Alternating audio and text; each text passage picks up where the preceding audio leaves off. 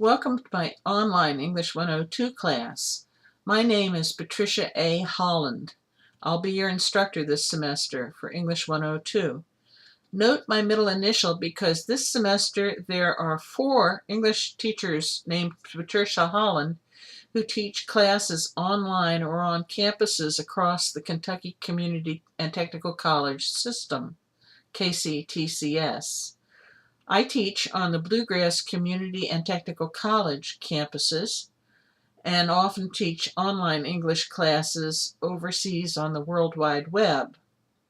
I've opened up this website today for your class on the start of the semester. Please explore it. Pay particular attention to the syllabus. I'd like you to read the syllabus and then go to assignments and fill out Form A.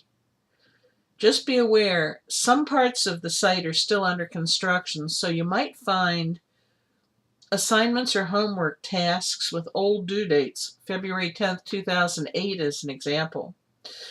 Using the Blackboard software, I can establish a class shell, which I've already done for your class, and then I can import assignments that I've assigned in previous semesters, lectures, tests, quizzes, and some of the other items for the website could also be picked up this way.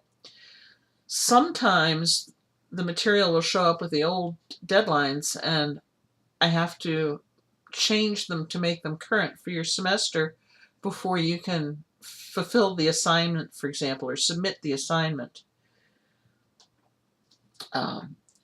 This video is only going to run about 10 or 15 minutes, but I tell you, if you have dial-up service through a 56K modem, it may be very hard for you to follow because of the long pauses as the computer, your home computer, loads new segments of the video.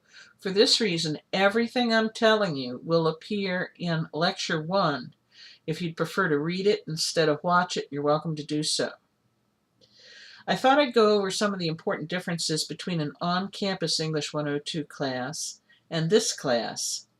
The methods you use to complete your assignments are the biggest difference.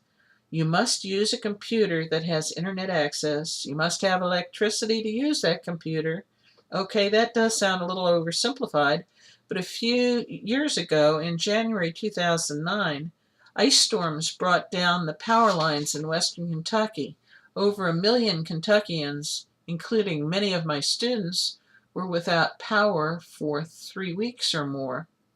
So they were at least 3 weeks behind the other students turning in their first assignments. Another big difference between an on-campus class and this online class has to do with the teacher's lectures. Some on-campus students may try and get by just to listen to their teacher explain important points without ever accessing their textbooks. That won't work in this class. I depend heavily on giving you reading assignments that you have to complete and spend some time analyzing and thinking about in order to be able to use the information found in the textbooks. The authors of the 2 required textbooks have written chapters that will help you get excellent grades. You're cheating yourself if you bag the reading assignments. Bluegrass classes that meet on campus have a syllabus. You do too. After you watch the video, I want you to go through that syllabus. And actually, I want you to print it out. What I want you to do is highlight the whole thing by clicking on your left mouse and dragging it down the syllabus to highlight the thing. Then right-click and click on Print to print it out. Do you really know what a syllabus is? Now, the dictionary defines it as an outline or list of important items. That's exactly what it is. The top block gives you information on how to get in touch with me and how to get in touch with people in the English department. Below that is a course description. Now that one drives me crazy because while we say we're teaching the class in standard English, that description block is abbreviated, so it looks like partial sentences ending in periods. Drives me crazy. Don't worry about it. The textbooks are listed there. Please make sure you have your textbooks soon. You'll need them by the second week of class. I always tell students that there's a reason for the competencies and objectives section. If you plan to go to a four-year college, the information provided there will help make sure that the 3 credits you earn for this class transfer to your four-year school. Now I want you to focus on my late work policy. I have 3 very full sections of English to teach this semester, so I've got to keep you and your classmates on similar schedules. If you get out of step by turning in late work, that really creates problems for me. For this reason, I will not accept late work without a written doctor's excuse. Be sure you read over the assignments and gradings section. I don't post the grades for class participation until the very end of the semester. That class participation includes discussions, quizzes, critical readings, journal entries, but it won't show up in my grades until the end of the semester. The syllabus also contains a section on plagiarism and academic dishonesty. Be sure and read that over because plagiarism really does bother me, and I tend to grade harshly if I find that someone continues to plagiarize. Finally, I'd like to comment on my teaching style. You'll find that I usually post writing assignments on Sunday evenings with a deadline a week away on the following Sunday evening. The shorter reading assignments may be made on Tuesday or Thursday of the week. Check your assignment section at least 3 times a week. I would suggest Sunday night or early Monday morning, Tuesday and Thursday nights.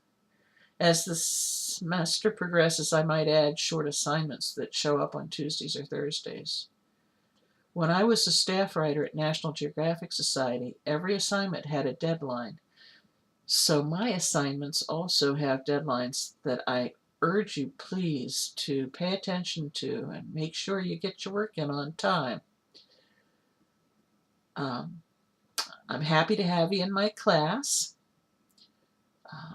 Again, do read the syllabus, then go to assignments and follow the instructions there to fill in Form A and submit it. I should mention one last thing, and that is Blackboard has an unusual computer speak.